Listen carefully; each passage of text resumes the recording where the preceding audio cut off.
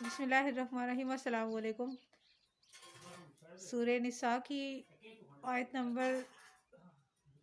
11 انشاءاللہ آج آپ کے ساتھ اس کا ترجمہ اور تفسیر بیان کروں گی، اور اللہ کریم سے دعا ہے کہ جو کام میں کر رہی ہوں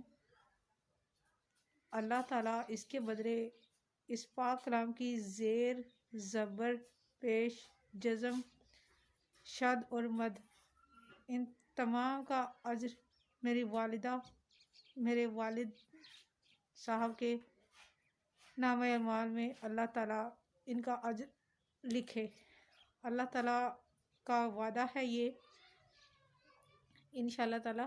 قرآن کریم میں اللہ تعالیٰ نے فرمایا ہے کہ یہ لوگ اور ان کے اہل خانہ، ان کے والدین جنت الفردوس میں ہوں گے۔ ان کو سونے کے کنگن اور سبز رنگ کا ریشم کا لباس انشاءاللہ پہنایا جائے گا، اور اللہ کا وعدہ سچا ہے، اللہ کریم وعدہ خلافی نہیں کرتا۔ آتی ہوں آیت کی طرف۔ اعوذ باللہ من الشیطان الرجیم، بسم اللہ الرحمن الرحیم۔ یوصیکم اللہ فی اولادکم للذکر مثل حظ الانثیین فإن کن نساء فوق اثنتین فلہن ثلث ما ترک فإن كانت واحدة فلها النصف ولأبویہ لکل واحد منہما السدس مما ترک ان کان لہ ولد فإن لم یکن لہ ولد ووارثہ أبواہ فلأمہ الثلث فإن کان لہ إخوة فلأمہ السدس من بعد وصیۃ یوصی بها أو دین آباؤکم وأبناؤکم لا تدرون أیہم اقرب لکم نفعا فریضۃ من اللہ ان اللہ کان علیما حکیما۔ یہ آیت کریمہ میراث یعنی وراثت کے بارے میں ہے۔ اللہ تعالیٰ نے اس کو بیان فرما کر، ویسے سورہ نساء میں سب سے زیادہ ذکر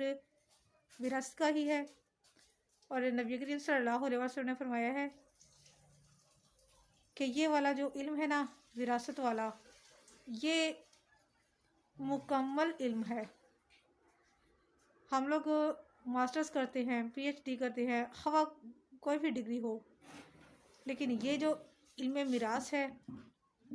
یہ پورے علم کا درجہ رکھتا ہے۔ ساری تعلیمات ایک طرف اور یہ میراث کا اکیلا علم ایک طرف، یہ درجہ ہے ان دونوں کا۔ ترجمہ ہے، اللہ حکم دیتا ہے تمہیں تمہاری اولاد کی میراث یعنی وراثت کے بارے میں۔ ایک مرد لڑکے کا حصہ برابر ہے دو عورتوں لڑکیوں کے حصے کے برابر۔ پھر اگر ہوں صرف لڑکیاں دو سے زائد تو ان کے لیے 2/3 ہے جو میت نے چھوڑا، اور اگر ہو ایک ہی لڑکی تو اس کے لیے نصف ہے، یعنی آدھا جو ہے باپ کا مال وہ سارا اس کا ہے، باقی وائف کا اور ان سب کا ہوگا، قرضہ وغیرہ جو اس نے دینا ہوگا وہ سب کچھ ہوگا۔ اور میت کے ماں باپ میں سے ہر ایک کو 6واں حصہ ملے گا اس سے جو میت نے چھوڑا، بشرطے کہ میت کی اولاد ہو، اور اگر نہ ہو اس کی اولاد اور اس کے وارث صرف ماں باپ ہی ہوں تو اس کی ماں کا 3واں حصہ ہے، باقی سب باپ کا، یعنی کہ مرحوم کی جو والدہ ہے اس کا حصہ ہوگا 3، اور اگر اس کی اولاد نہ ہو تو اس کے باپ کا بھی، اور اگر میت کے بہن بھائی ہوں تو ماں باپ کا 6واں حصہ ہے۔ اور یہ تقسیم اس وصیت کو پورا کرنے کے بعد ہے جو میت نے کی، اور قرض ادا کرنے کے بعد۔ تمہارے باپ تمہارے بیٹے، تم نہیں جانتے کہ کون ان میں سے زیادہ قریب ہے تمہیں نفع پہنچانے میں۔ یہ حصے مقرر ہیں اللہ تعالیٰ کی طرف سے، بے شک اللہ تعالیٰ تمہاری مصلحتوں کو خوب جاننے والا بڑا دانا ہے۔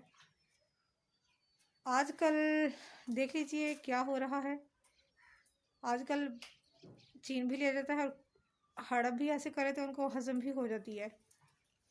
جو اصل حقدار ہوتے ہیں ان کو کچھ نہیں ملتا، اور ایک بات یہ میں آپ کو انشاءاللہ یہ بات انشاءاللہ میں آپ کو یہاں سے احادیث سے ثابت کر کے دوں گی کہ ایک پورا گاؤں ہے، گاؤں کو پتہ بھی ہے پراپرٹی کس کی ہے، اس کا اصل حقدار کون ہے، اس کے باوجود اس حقدار سے سب کچھ چھین لیا جاتا ہے، اس کے اہل خانہ سے ایسی ایسی لڑائیاں، ایسے ایسے فسادات کیے جاتے ہیں تاکہ وہ اس کو بھول جائے، اس پراپرٹی کو بھول جائے،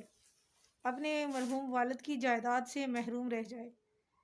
ایسے ایسے اہل عقل، اہل دانش بیٹھے ہوئے ہیں اور ان کو ذرا خوف بھی نہیں ہے، یہ پورے کا پورا گاؤں، ایک بستی، ایک خاندان، یہ سارے جہنم میں جائیں گے، یہ چیز ہے۔ تو یہ اس آیت کریمہ کی شان نزول آیت کریمہ کا یہ ہے کہ حضرت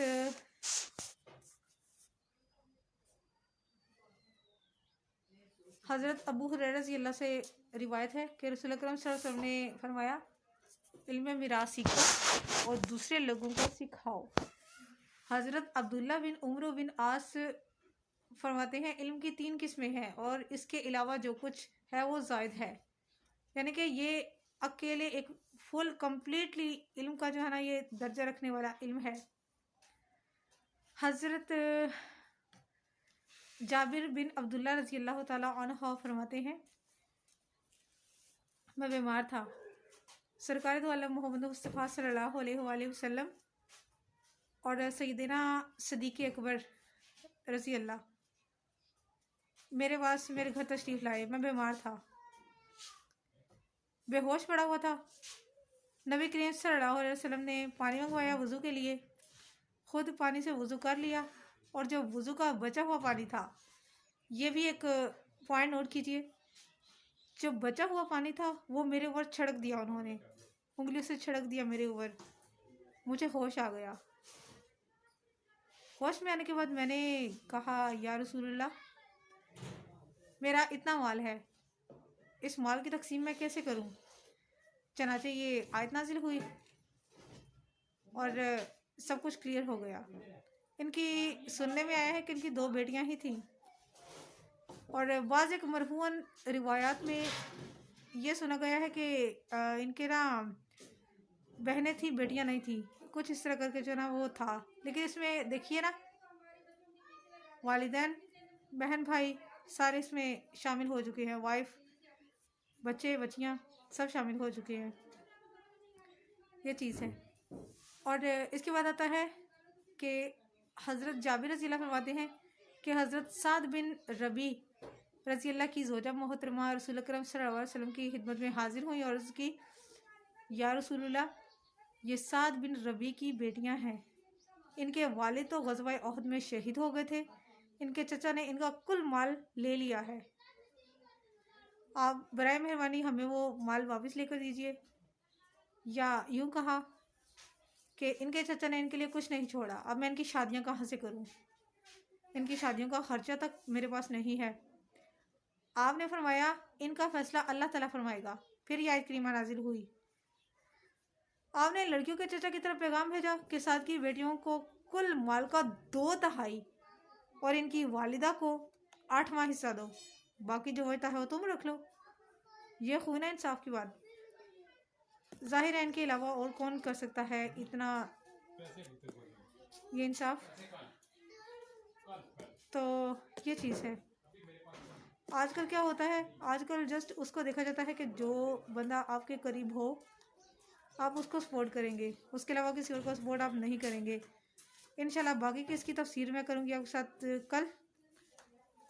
تو برائے مہربانی اس پوسٹ کو زیادہ سے زیادہ شیئر کیجیے گا،